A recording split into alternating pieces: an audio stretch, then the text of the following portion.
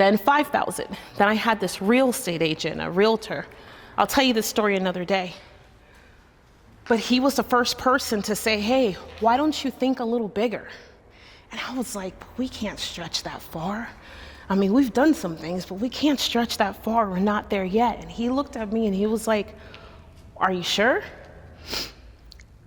I began to make moves in what felt like one of the craziest parts of my career. I've done some big things, but I'll tell you, when I landed in this space, I thought, dear sweet Jesus in heaven, being in a space like this would be a dream come true. I believe that in life, we're kind of like the greatest part of ourselves is in our ability to dream and to dream wildly until the point like when it makes no sense. It makes no sense to you. It makes no sense to other people. There is a myth out there that the win is in moving silently, in don't letting the world know what you want, and all this craziness about keeping it to yourself and make assassin moves. I don't believe in that. If I would have stayed quiet about my needs, my wants, and my deepest desires, this would not be possible. This would have never been possible. And as I stand here today, I'm thinking to myself, look, the light went on. The light automatically went on. That was so cool. So over here, we can fit 200-300 people inside of this space right here. We have an entire room over here. I don't know if you can see it, but yeah, you can see it in the dark. This will be, oh, we have a light now. So we got the building, look at the light coming on. This is crazy. I've never turned on the light in this room. So when I first got proposed of me putting in my name in the hat for this building, I thought it was crazy. Lo and behold, I met this guy along the way in that day, in that week, and I started telling him my story. And this is where a story becomes so important. Look at this. This is the video room. There's a bathroom. That's a sink. Ew. For the last wow, look at this. Look at this cool closet. For the last 2 years, I have been patiently waiting for this day to come. I've been patiently waiting. Let me take you upstairs. Oh my gosh, is that a door? There's a door upstairs. There's a door. Did you know there was a door? Look at this. Let me take you upstairs. So here's what's so important about this moment. I never believed it was gonna be possible until I started to believe that I was possible. All of my doubt for what we couldn't accomplish was because I didn't believe that I could pull it off. That's really it. I didn't believe that our financials were strong enough. I didn't believe that our length of time was strong enough. But you know what it all boiled down to? I just needed to believe that I was strong enough. That's it. It wasn't about our financials. It wasn't about who I know. It was about what I believed. We put in all of these windows. This room is our office room. We put in all these windows. Look, you can see downtown. Hey, there go downtown. There go downtown. That's another cool sink we put in that window. We built a bathroom here. So we built a bathroom here. And then over here, yay, look at the lights come on. That's so crazy. I know it's the craziest thing to be this excited. But for 2 years, this building then sat in the dark. That's the thing. The building sat in the dark for 2 whole years. As after first I got the building and then I started to doubt myself because, oh my God, look at this. Look at this. Look at this. Look at this. This is crazy. ACs. We did a lot of work in 2 years. So we've been here waiting for this building for 2 years. And I'm going to end it now, but my whole point is As I take this moment, I'm not even shooting this video for nobody else. I'm shooting it for myself. It's just me. I don't care if nobody else on the planet sees it. Because I want to remind myself, I want to tell me, girl, you did it. You did it.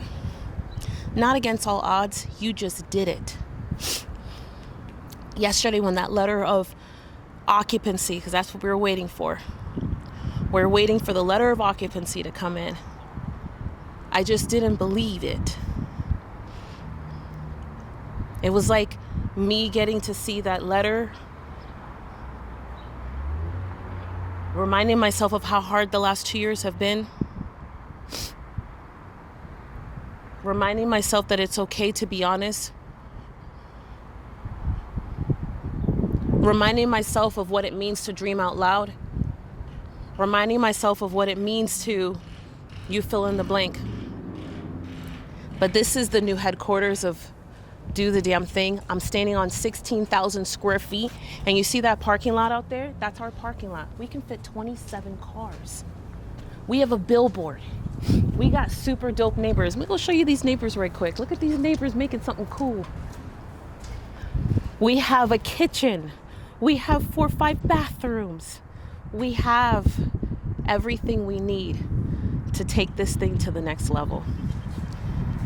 I have never been so proud of myself. I have never been so proud of my team. I have never been so grateful for Matt Gill.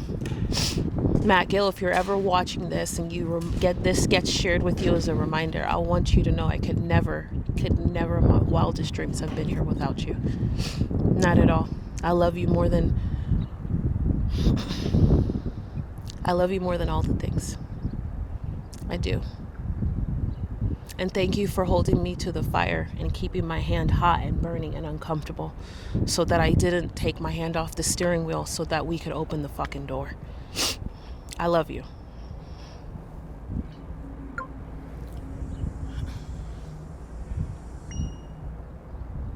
It's my first live. That's my first live. That's my first live in maybe a year or two.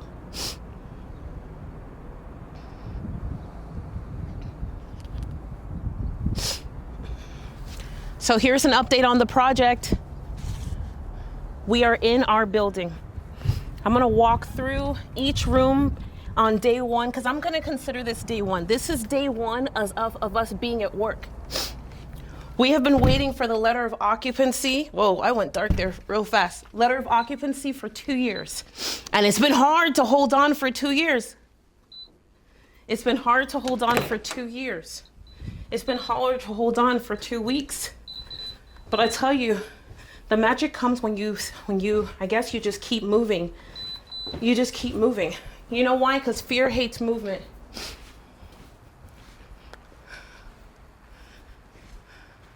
Look at our building. So this is an update on the space.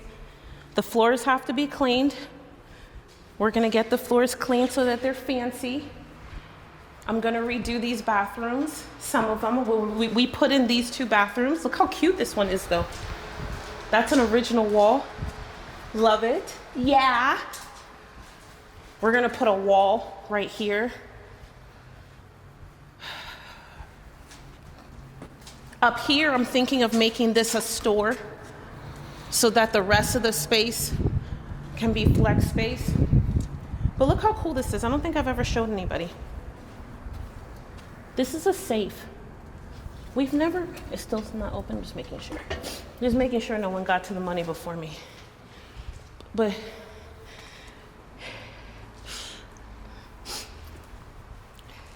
Gil, do you believe it? I believe it. I haven't ever given up. I know. You never gave up. You not only never give up, but you never let the rest of us, and you never let me give up. You know, it's actually different than just that. You forced me. You wouldn't let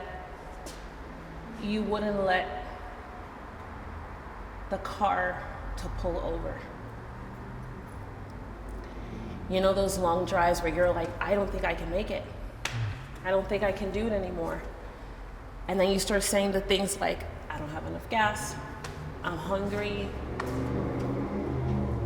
I'm tired, I need to sleep.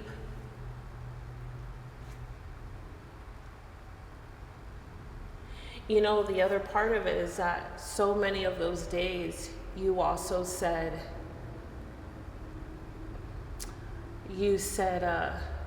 like, hey, I'll take the wheel. I've never driven a bus before, but I'll take the wheel.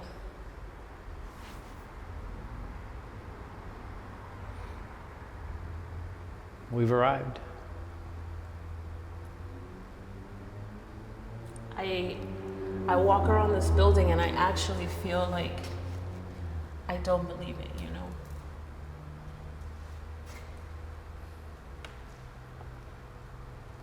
And I feel like I don't believe it.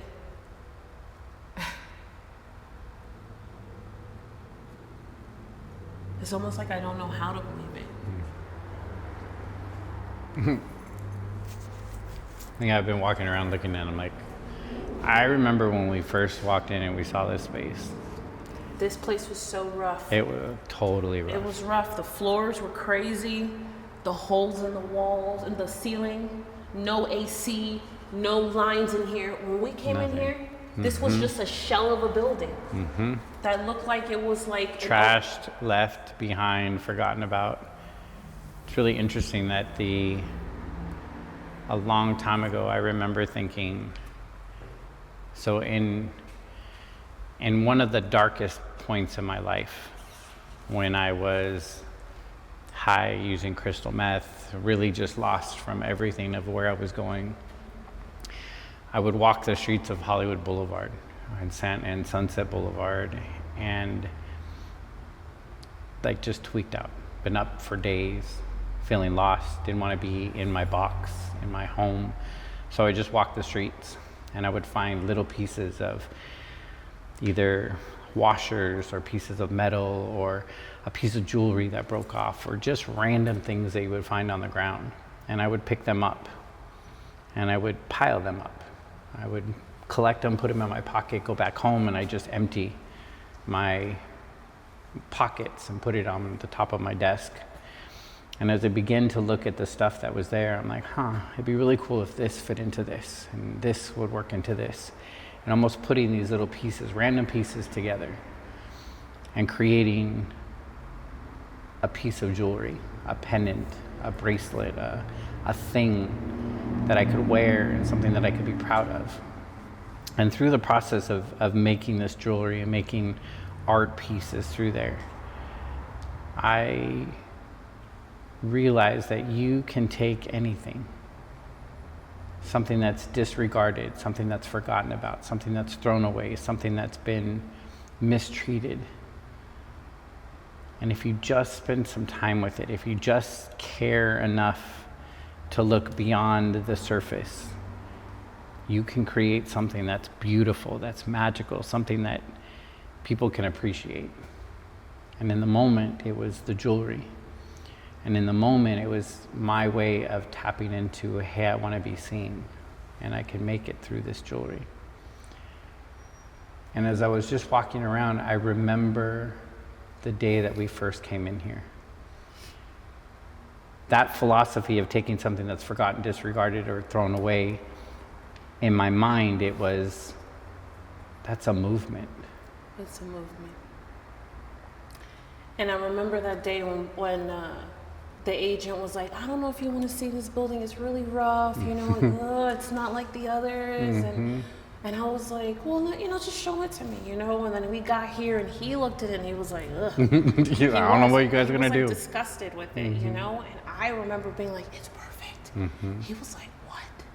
And I was like, this place is everything, you know. This place is everything. I think the gift comes when you're able to see beyond what's in front of you. It's the thing that most people are scared of. It's one thing that you do masterfully, not only with what we're doing, but for our clients. Like, you see beyond the surface. You go deep into the soul. You go deep into the spirit of identifying what's the potential inside. What's the magic that's inside there that you just get to hold a mirror to so that they can see it. But then you pull them forward. Same way you've been doing to this building and what comes next. Because there's still a lot of work to do in here. But the vision. The vision. The vision. Do you remember walking in? And being like, because every meeting I feel like went like this. When we came in, every meeting was like this. Let me see if I can duplicate it. I'm gonna do it for a second. After I open the door. Okay. You're locked in now. You would walk in like this. You have to visualize that someone's right behind you. And this is the front entrance. Mm-hmm. And then you'd be like, this door's supposed to stay open. Come on, play the role, because the door would be wide open. Mm-hmm. And then you'd be like, and this, and then over here, we're going to place a wall. There's a wall, actually the wall's gonna be right here. Mm-hmm. The wall's gonna be right here. This part's gonna be sectioned off. Not sure yet if we'll make this the pre-room for the events that are happening, but you know, we talked about a store, so such and such and such and such and such. The wall will continue here, and then here, this is gonna be, tell me if I have it right. This is gonna be the event manager's space. Yes, ma'am. So the event manager space, I'm gonna put a wall right here, and a wall here, but there's gonna be a window here, and a window here. It'll be one way so that we can't see soup, but they'll be right here, and then they'll have a window. This will be like an office, you know? And then over here, actually, so here, you're standing in the hallway. This is the hallway, okay? In the hallway, and then there'd be like a walk. The hallway, such and such and such.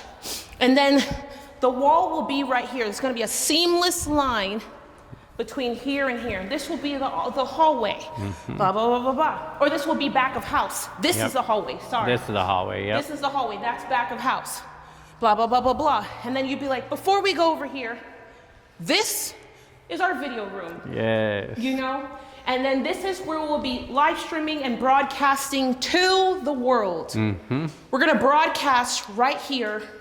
LED walls. To the world. There's LED walls. Cameras are hanging here, here, here, here, and here. Da, da, da, da, da. Then you'd be like, over here, we've decided that we're gonna put a station over here and a station so that the people who are here, the guests, can take care of themselves. Their VIP lounge and VIP the control lounge, room are right here. Right here, they have their own private bathroom while they're here. They don't have to worry about anything. And then you would be like, and then over here, and I'd watch some pain come over here when you were like, I don't know what's going over here. You were like, this space is just, I'm not sure yet, but here will be part of our storage, all the video stuff, but this room is just not big enough, so I'm not sure, such and such. Why don't you let me take you upstairs? And then you'd go like this, and then there would be like some talk about another wall over here. But what happened is that the person would just... They have to feel it. There's a vision. Yep. It's like once the vision was casted, you couldn't help but plug into the vision. And then you'd be like, yeah, this is a perfect place to put a window. Mind you, we're standing in the dark. We didn't have any fancy lights or anything like that. And summertime in the heat. Oh my gosh. Yeah. I don't even think there were walls here proper. No. No. None of this was here. None of this was here. None of this was here. But you know where it was? Here.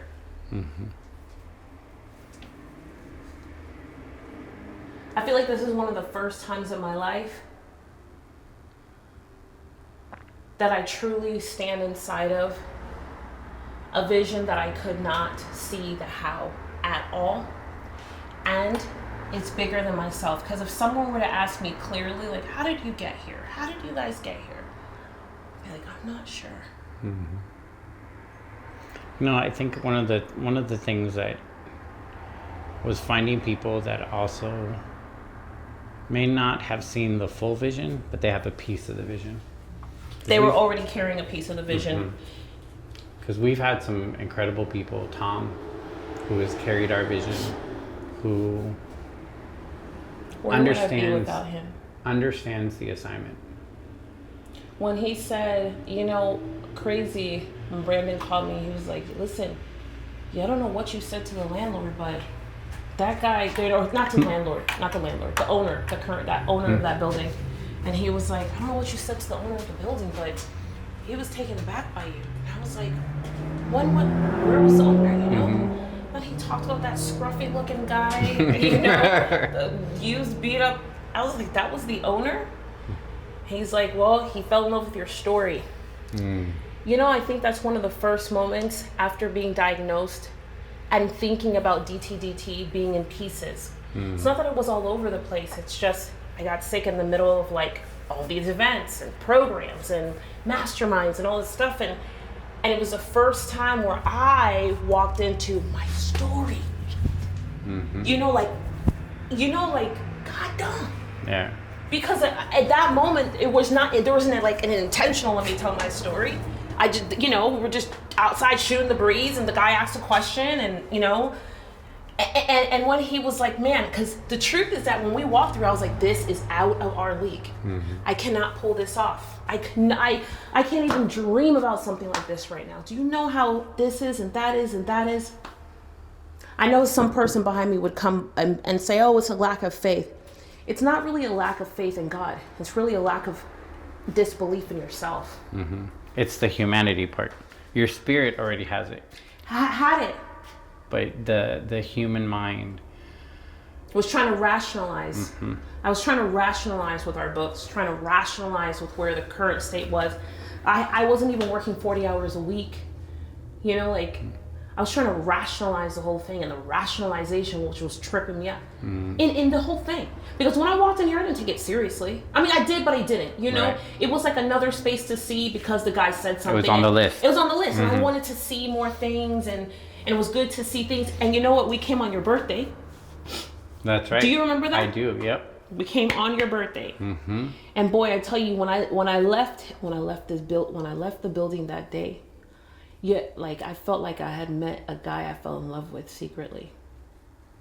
I was smitten by the building. I was, couldn't stop thinking about it. Trying to figure out, what would these numbers look like, How do you even get from here to there? I put together the biggest boy business case I had ever put together on what Do the Damn Thing has been in its history. But I can't tell you how many times before that moment I had talked about a global headquarters for the U.S. And, I have this really strong belief that whenever you have something that you really believe in, it needs to be in a house. It needs to be in a container. I believe that so much. And not a container online, not on a spreadsheet, Right. Not on a CRM. You know what I'm saying? That has history and story and life. I think that's one of the, if we look back at all the different places that we saw things from buildings like this that were rough to really nice new, fancy lobbies with restaurants that are right inside. Oh yeah. The ones on the other side of the tracks that they look beautiful, but they didn't have the character. They didn't have a conversation already there. Yeah. No, and I love that this building has a story. And this building is imperfect. And this building is rough. And this building has so much potential, which is who we are, who we fight for, who we stand for, who we call. This is the perfect building for who we are and what our purpose is. I get quiet and I stop talking, and then I find myself fighting back tears. I think that's why I'm talking so much and so loud, to stop myself from crying.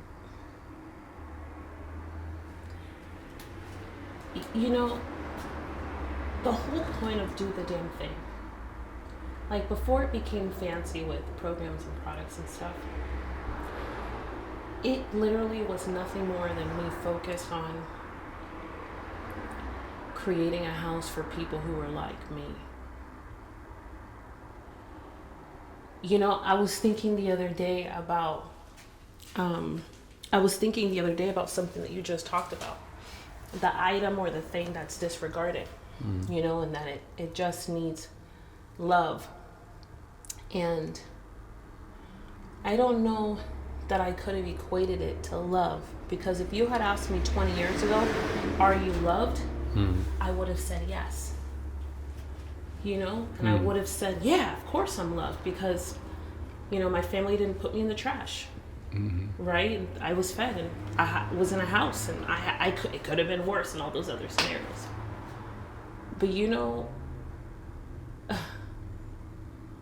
I think so much of why I like ideas around thrifting and why I probably loved this building when we walked in is because just like the same way I funded this whole movement around the world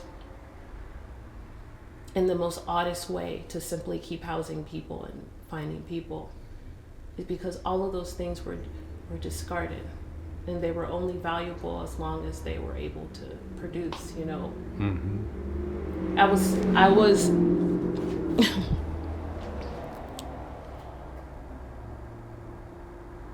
you know, the owner of this building, that's what he loves.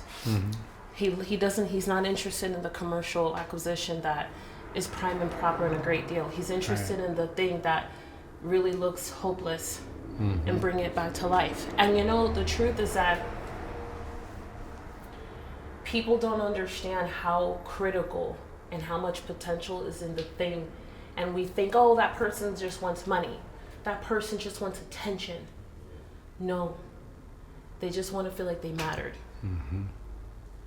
You know, when I was 21 years old, right before I make a big change in my life, I was 21, and Jada was 8 months, maybe. She could just crawl and like hold herself up on things. And I had this job at a place called John the Baker.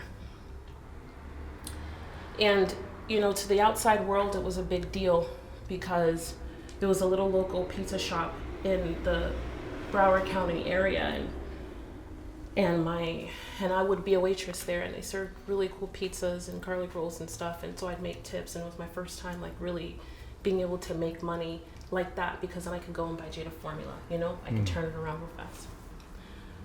But I had this moment that's a mirror of something I think I experienced in my whole life, but because we're tricked into justifying certain experiences, in this moment so my father hadn't talked to me for 2 years. I don't even know how to try to reconcile that or make sense of that, but my dad didn't talk to me for 2 years. But I have to give context to it because I live in his house. It's a very tiny apartment. I live with him. My ex-husband, who was my boyfriend at the time, when I was 8 months pregnant, he drove from Tampa to Miami, might as well call it Miami, with a U-Haul truck.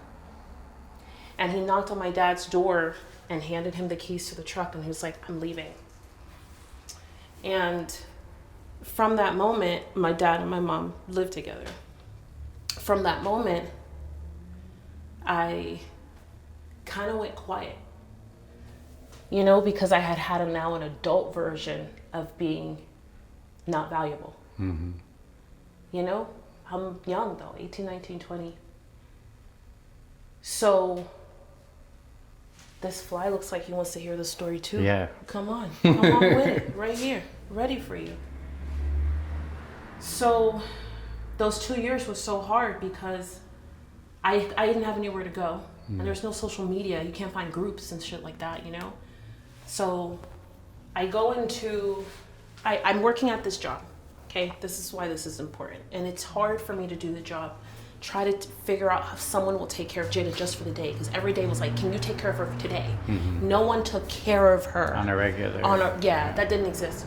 So now I'm almost 2 years later from that moment of being dropped off. My father is not talking to me, which is really painful. Because no matter what I do, I'm ignored. I'm not, you know, it's another level of not being good. It doesn't matter. If I got a job, if I'm trying to fix a situation, it doesn't matter. It doesn't matter. So in this moment, I walk in through the door from my job, and I have this red shirt on and this apron. And I think that this is why this building was so important to me in making this move. So my dad he's washing dishes, and when you come into the apartment, it's super little. The alcove of the kitchen is right there, and he's washing dishes, or he's doing something on the counter. And he turns to me and he says, "You're home," or something like that. And I am flabbergasted and shocked because he's not spoken to me, and I'm not excited. I don't know what the emotion is. Maybe I'm being acknowledged, so maybe it's positive in this moment. So my dad begins to tell me, he goes, "I want to tell you a story." And he keeps washing his dishes. Jada's right there, and I lean against the doorway. And my dad, he begins to tell me this story. And I have to tell you the story because if not, this won't make any sense.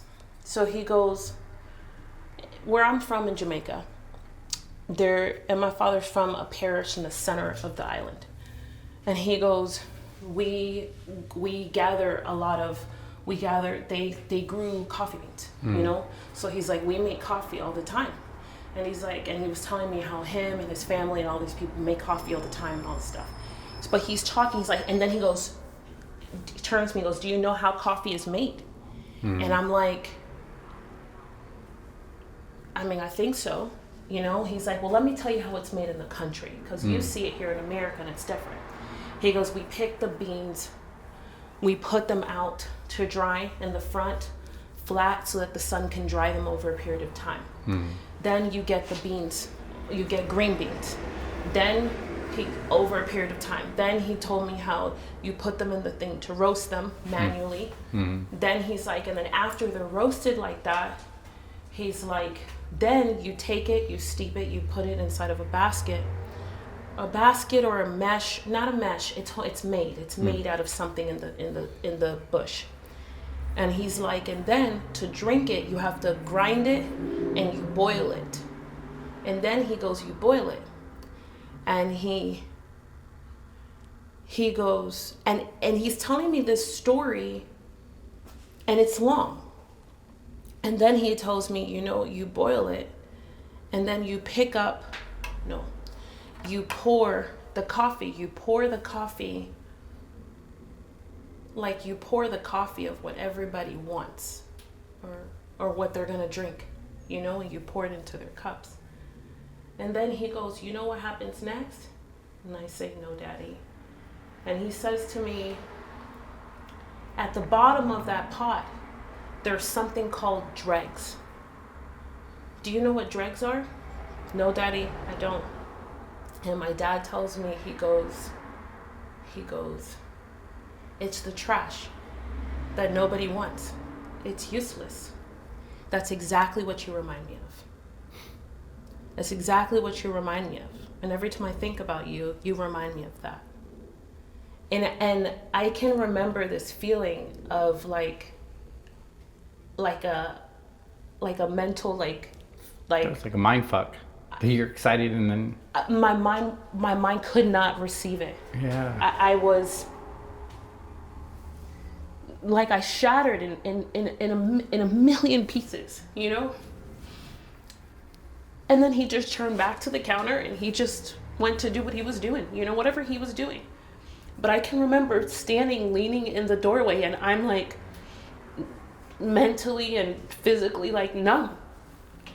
The conversation, he's done with the story.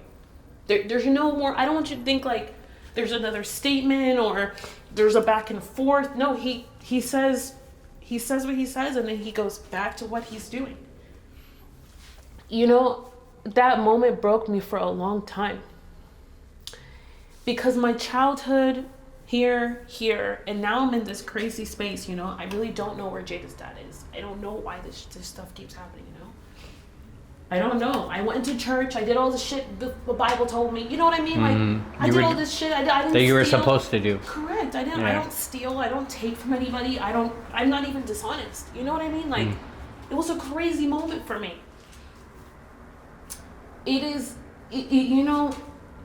it wasn't even a group of people, but after that moment, I found it hard to live. I felt like I never had a home. You know, like I felt like I physically, mentally, spiritually, all the things, I didn't physically belong in any place. I don't even know how to put that into words. I felt like I couldn't breathe sleeping there. I wasn't making enough money. I couldn't quite nothing was working. Everything I put my hand in, it just wasn't working.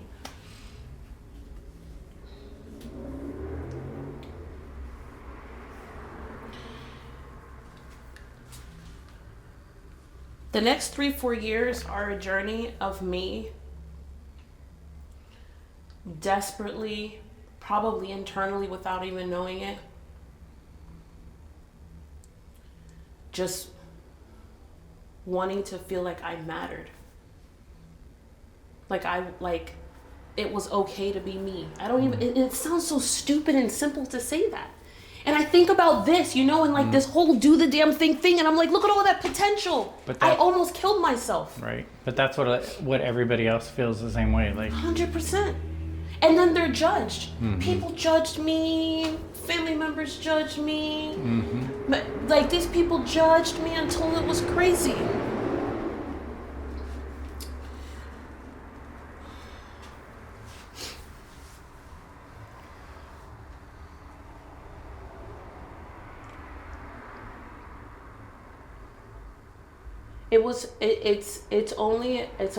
It's only the moment when someone else gave me a 1% belief that I was valuable by making a sacrifice for me, that I ever actually believed I was something. And I think that that's what this entire movement has been. It's like there are the pretty and the cool people, and there's the awesome people, and there's the cool kids, and then there's the white people. And I say the white people because even though we're definitely not for a certain demographic, there is always a certain set of people who automatically get an in because of what they were born with, what they look like, you know? So for me, like, I'm like... They're given more access, they're given more privilege, they're given more permission. I feel like those people, all the people that I've served that have come through, they're just connected to do the damn thing. They're the people who are on the bottom of that coffee pot. Their spouses, friends have thrown them away and think that they're trash. They're not. We're not trash. You know, it's interesting that I bet you that end of the coffee and what's on is actually the strongest. It's the boldest of the entire pot. You know, the funniest thing about it is that right now at home, I make coffee scrub. And I shower with it all the time.